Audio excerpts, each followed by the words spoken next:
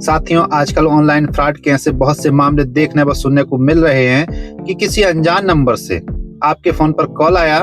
Call उठाते ही phone करने वाले ने अपने आप को क्राइम ब्रांच का इंस्पेक्टर या सीबीआई का ऑफिसर बताकर धमकी भरे लहजे में आपसे पूछा कि आपका बेटा अभी कहाँ है।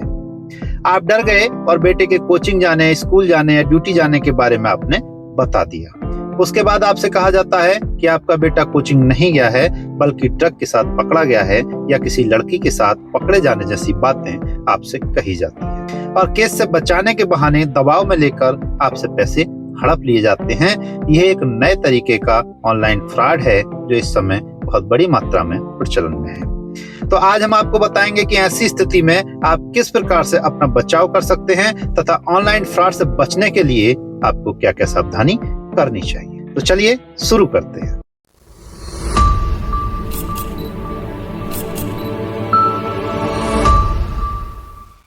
साथियों, जैसा कि आप सभी जानते ही होंगे कि ऑनलाइन फ्रॉड करने वाले जालसाजों द्वारा अब तक कभी क्रेडिट कार्ड एक्सपायर होने के नाम पर, कभी केवाईसी अपडेट कराने के नाम पर, कभी बिजली बिल जमा करने के नाम पर ओटीपी पूछकर ठगी की जाती थी। उसके बाद लिंक भेजकर ठगी करने का रास्ता शुरू हुआ। तत्पश्चात सेक्सटॉर्शन यानी कि रात के समय में ऑनलाइन रहने वाले लोगों को वीडियो कॉल कर उनकी अश्लील वीडियो बनाकर उसको वायरल कर देने की धमकी देकर पैसे वसूलने जैसी बहुत सारी ठगी की घटनाएं सामने आई। जब ये सब घटनाएं आम हो गईं और लोग इसके बारे में जागरूक हो गए तो जालसाजों ने भी समय के साथ अपने काम करने के तरीकों में बदलाव कर दिया और ठगी करने का नया तरीका अपनाया जाने लगा।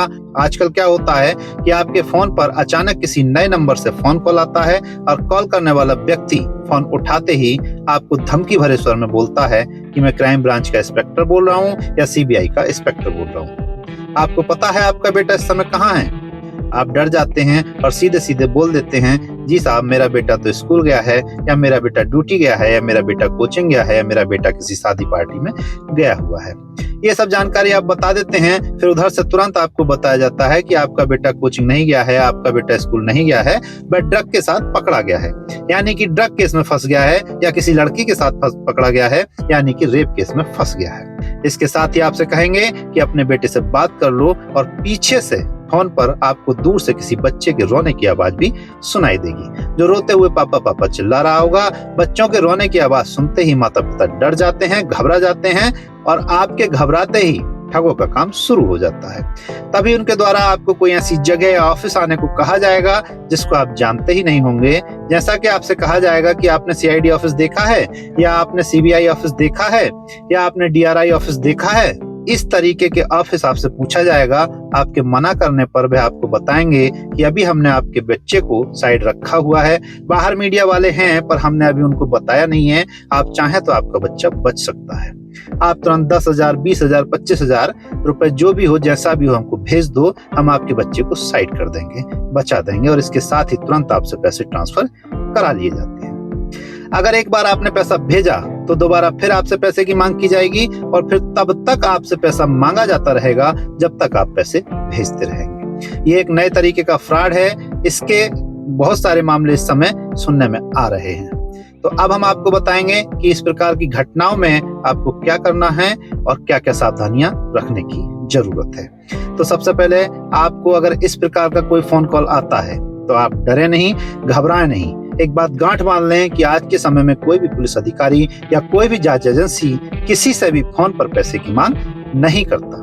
अगर कोई आपसे फोन पर पैसे की मांग करता है तो वह पक्का फ्रॉड है, पुलिस अधिकारी हो ही नहीं सकता है। दूसरा ये कि उस फोन कॉल को काट कर सबसे पहले आप अपने बेटे या भाई, जिसके भी पकड़े जाने या फंसे होने की बात कही जा रही है, उसके नंबर पर फोन करें, उसका नंबर लगाएं, उससे बात करें। फोन ना लगने पर, कॉल ना रिसीव होने पर पुलिस कंट्रोल रूम के बहुत सारे नंबर आज के समय में दिए गए हैं, जैसे 112, 1090, 1076, जो भी लग सके कंट्रोल रूम को फोन लगाएं, कॉल करें या फिर अपने नजदीकी पुलिस थाने में संपर्क करें। और अगर आपने भूल से, डर में, दबाव में या किसी लालच में आकर पैसा भेज दिया है, उसके बाद आपको आपके साथ हुई धोखाधड़ी का एहसास हुआ है, तो आपको तुरंत 1930 यानी कि 1930 पर कॉल करके अपनी शिकायत दर्ज कराना चाहिए। तो अब हम आपको बताएंगे कि इस प्रकार की घटनाओं का शिकार होने से बचने के लिए आपको क्या क्या सावधानियां अपनानी चाहिए। तो नंबर 1 ये कि अनावश्यक तौर पर अपने फोन का डाटा यानी कि इंटरनेट को खुला ना छोड़ें।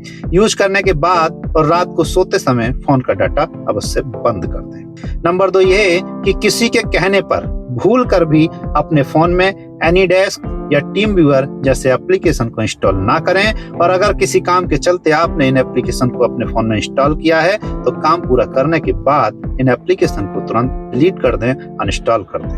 नंबर 3 ये कि समय समय पर अपने फोन से अनचाहे एप्लीकेशन जिनका आप प्रयोग नहीं करते हैं उनको हटाते रहें। 4 ये कि किसी भी अनजान नंबर से वीडियो कॉल रिसीव ना करें। 5 ये कि अपने फोन में फेस लॉक का इस्तेमाल ना करें, पासवर्ड लॉक लगा कर रखें। नंबर 6 ये कि फोन कॉल पर किसी को कोई ओटीपी शेयर ना करें। नंबर 7 ये कि किसी भी अनजान व्यक्ति से फोन पे, पेटीएम आदि पर पैसे प्राप्त ना करें। 8 ये कि किसी भी अनजान लिंक को कभी भी ओपन ना करें। 9 ये कि व्हाट्सएप पर उसी ग्रुप में मेंबर बने जिसके एडमिन को आप जानते हैं। अनजान ग्रुप को तुरंत छोड़ दें। अगर किसी अनजान व्यक्ति द्वारा आपको किसी ग्रुप में जोड़ा गया है तो आप उस ग्रुप को तत्काल छोड़ दें। नेक्स्ट और लास्ट नंबर 10 ये कि देर रात तक फेसबुक, इंस्टा, टेलीग्राम जैसी सोशल साइट का इस्तेमाल ना करें। देर रात तक इन साइट्स पर लाइव ना रहें। तो साथियों, ये थी वह छोटी छोटी सावधानियां जिनको अपनाकर आप किसी बड़ी घटना, दुर्घटना का शिकार होने से बच सकते। तो साथियों, आशा करते हैं कि आपको हमारे द्वारा दी गई जानकारी जरूर पसंद आई होगी। वीडियो अच्छी लगी हो तो ज्यादा से ज्यादा लाइक करें, शेयर करें और चैनल को सब्सक्राइब करें। पता नहीं कब कौन सी वीडियो किसके काम आ जाए और किसकी परेशानी दूर कर दे। तो मिलते हैं नेक्स्ट वीडियो में, तब तक के लिए धन्यवाद।